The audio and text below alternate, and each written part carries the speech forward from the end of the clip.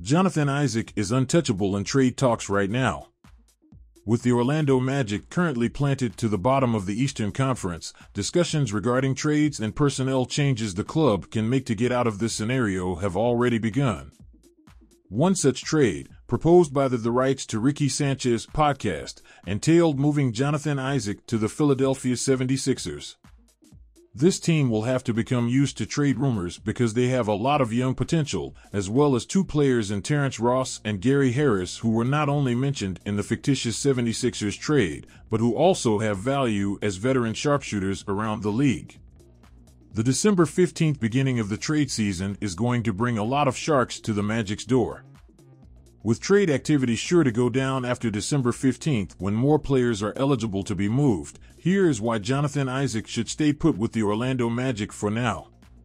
It is easy to forget because Isaac has missed more than 2 seasons through injury, but there was a time when the prospect of himself and Mo Bamba manning the paint terrified opponents. Who can forget that Summer League, yes Summer League, but still, game where the two blocked everything in their path against the Memphis Grizzlies? The big question with Isaac is more about when he returns. But there is movement on that front with the Magic announcing he will begin a rehab assignment with the Lakeland Magic as he takes the next step toward playing. Jonathan Isaac is better than Mo Bamba has ever been for the Magic, and since we last saw him the franchise has added the equally important Wendell Carter and Bol Bol to their ranks. With the Magic currently ranking 27th in defensive rating, 115.3, Isaac's mobility at the 4 next to Carter, and occasionally Bol, is too enticing to pass up on without ever allowing it the time to develop. The Magic just are not in the business of trying to save this season or dealing away young prospects without getting a look at them on the court. So the front office is not likely to rush into a trade that could make them look foolish if Isaac looks fantastic when he returns. He is still only 24 years old, and despite the obvious length of this roster would be a clear upgrade as a forward if he can remain healthy. Any trade featuring him is likely to see the Magic come off worse because they would not get fair value for Isaac. Ironically, the organization pulled exactly this move on the 76ers before, trading Jonathan Simmons and a pair of second-rounders for Markelle Fultz. No matter what your opinions on Fultz, and he has had his own fair share of injuries, the Magic won that trade. Using the fictional offer as an example, and the 76ers would have no problem parting with Tobias Harris, a former Magic player who is making a lot of money, an eye-watering $39 million next season, to get a distressed asset like Isaac. Not to mention Isaac's contract has several layers of non-guarantees and incentives on it to become worth the full amount.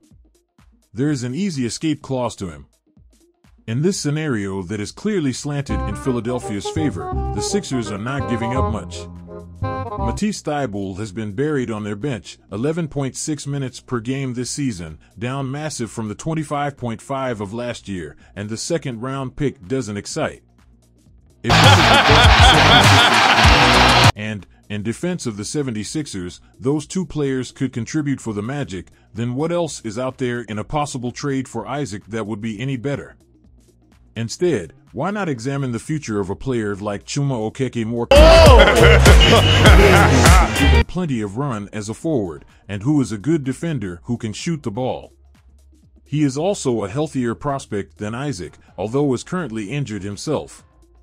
Slotting Isaac into Okeke's minutes would give us a fascinating look at how much, if any, he can raise the ceiling of this roster.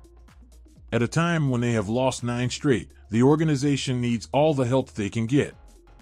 Isaac may yet be a trade candidate for the Orlando Magic.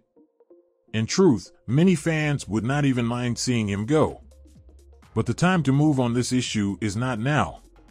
Instead, let Isaac show what he can do when he returns.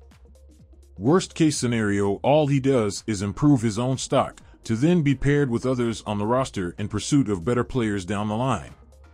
This is a panic trade option that should not be explored at this point in the team's growth.